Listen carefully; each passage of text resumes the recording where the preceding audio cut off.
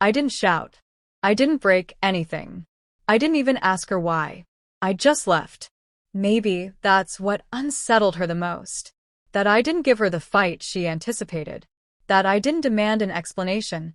That I made it effortless for her to be with the man she had already chosen. I walked away in silence, filed for divorce the next morning, moved to a new city, and started over. For an entire year, I never looked back. Then, out of nowhere, she found me, standing outside my door, regret written all over her face, whispering words I never thought I'd hear. I made a mistake. But the thing about mistakes? They always come with consequences. We weren't perfect, but I thought we were solid. 6 years together. 3 years married. I never doubted her loyalty. Never thought I needed to. She was ambitious, always striving for the next step in her career. I supported her, celebrated her victories, never once feeling threatened by her success. I believed in us. I believed in her. Then she got the promotion. A huge leap forward. More responsibility. More late nights. More work trips. I was happy for her. Proud even. I told myself the distance was temporary, that the long hours and late meetings were just part of the adjustment. But then, the little things started adding up. The way she'd smile at her phone but never share what was so funny. The sudden work dinners that stretched into the early hours. The way she got defensive when I asked too many questions. I wasn't searching for a reason to doubt her. But the doubts found me anyway. The night everything changed. I still remember the night it all clicked. She came home smelling like cologne, expensive, unfamiliar. When I asked, she laughed it off, said it must have been from the office. I wanted to believe her, but something in my gut told me otherwise. Trust is a fragile thing. You don't realize how much of it you have until it's gone. The moment I started questioning her, I knew. I never wanted to be the guy who snooped. I always believed that if you had to search for proof, the relationship was already broken. But doubt doesn't just sit quietly in the back of your mind. It grows. That night, it became impossible to ignore. She had left her laptop open on the kitchen counter. Normally, I wouldn't have given it a second thought.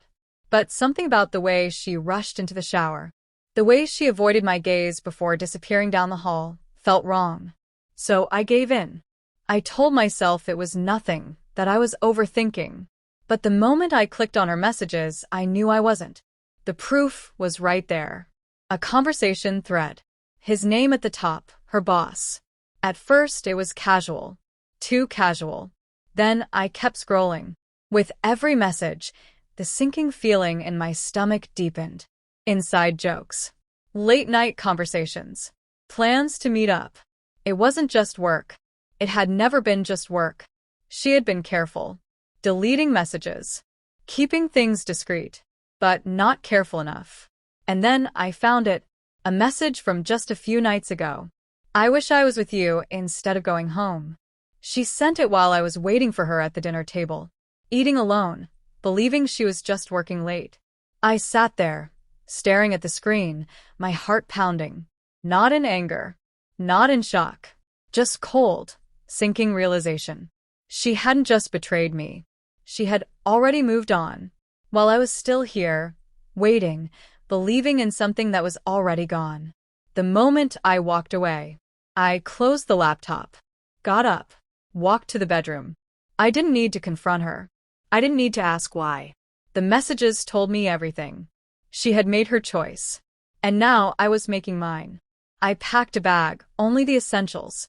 Clothes, wallet, keys. No wedding photos. No sentimental keepsakes. Just what I needed to walk out and never return. She stepped out of the shower, towel drying her hair, humming a song, like nothing had changed. And maybe, for her, nothing had. She looked at me and smiled, completely unaware that in the span of 10 minutes, she had lost me. I took one last look at her, committing to memory the face of the woman I once thought I knew. Then, without a word, I grabbed my bag, walked past her, and left. Some people seek closure, demand explanations, or beg for answers. I needed none of that. The truth was laid out clearly before me. Unavoidable, undeniable.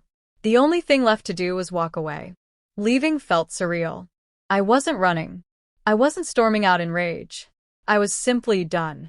The weight of everything should have been suffocating, yet somehow, I felt lighter. For the first time in months, I could breathe. That night, I checked into a hotel, sat on the bed, and just stared at the wall, trying to process it all. The reality of what had happened didn't fully hit me until I powered off my phone. No calls, no texts, no explanations. Just silence. The next morning, I filed for divorce. No dramatic confrontation. No pleading. No tears. Just paperwork. I left a copy at her home with a simple note. You made your choice. Here's mine. For weeks, I expected something: regret, doubt, loneliness. But none of it came. Instead, I felt relief. No more excuses. No more second-guessing. No more sleepless nights wondering if I was imagining things. I moved to a new city. Got an apartment. Focused on work. Hit the gym more. And for the first time in years, my life was mine again. Little by little, I started feeling like myself. And then, I heard about her. Rumors traveled fast. She and her boss didn't last. Apparently, she wasn't the first woman he'd strung along. And she wouldn't be the last. The life she thought she was upgrading to? It didn't turn out the way she expected. And when it all crumbled, when she had nothing left, she came looking for the man she had betrayed. She just didn't realize that man no longer existed. A year later, 12 months of silence. 12 months of rebuilding. 12 months of moving forward. I hadn't thought about her in a long time. Not the way I used to. She had become nothing more than a closed chapter in a book I no longer revisited.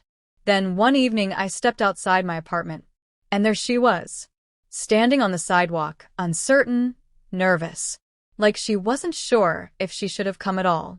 For a second, I thought I was imagining her. Then she spoke. Hey, I've been trying to find you. I didn't answer. I just watched as she shifted uncomfortably, her fingers gripping the strap of her purse like it was the only thing holding her together. She looked different, not in the way time changes people, but in the way regret does. The confidence she once carried, the arrogance of believing she had traded up, was gone. What remained was someone who had finally realized the weight of what they had lost. I just wanted to talk, she said softly. I know I don't deserve that, but I needed to see you. I leaned against the doorframe, arms crossed, waiting, letting her feel the silence between us. I made a mistake, she admitted, her voice unsteady. I don't know what I thought, but I do know that I ruined everything. And I have to live with that every single day. Her words were raw, maybe even honest. But honesty didn't erase what she had done. And it didn't change the truth. She wasn't here because she loved me. She was here because he didn't. Why now? I asked, my tone even. Because your new life didn't work out? She flinched, looking away. She didn't even try to deny it. I realized too late what I had. I nodded, more to myself than to her. Yeah, you did. For a brief moment, she looked like she wanted to reach for me, as if she thought there was still a chance. But that's the thing about betrayal. It doesn't just break trust. It kills whatever love was left. She had made her choice a long time ago. And so had I. Take care of yourself, Emily, I said, stepping back inside. And just like that, I closed the door. I stood there for a moment, hands still resting on the knob, listening to the silence on the other side. No knocking. No last minute please. Just the sound of footsteps fading into the night. And that was it. No dramatic ending. No final argument. No desperate attempts to win me back. Just closure. Not because she gave it to me, but because I had already given it to myself. The truth people don't want to admit. She didn't come back because she missed me. She came back because she lost what she thought she had with someone else. And that's the part most people refuse to accept. If her new life had worked out, she wouldn't have looked for me, wouldn't have searched for me, wouldn't have been standing at my door, drowning in regret. But I wasn't her safety net. I wasn't her backup plan. I wasn't the man she could settle for when the one she wanted no longer wanted her. I walked to the window and watched as she disappeared down the street. Shoulders slumped, head down, carrying the weight of her choices. And for the first time in a long time, I felt something unexpected. Peace. People don't regret cheating. They regret getting caught. They regret losing stability. They regret the consequences. But they don't regret the choices they made in the moment.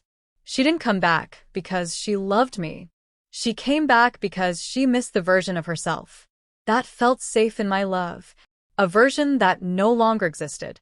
And that's why you never take them back. Because if their new life had worked out, they never would have looked back at you. Some mistakes can be fixed. Others you have to live with. And as I closed that chapter for good, I realized something.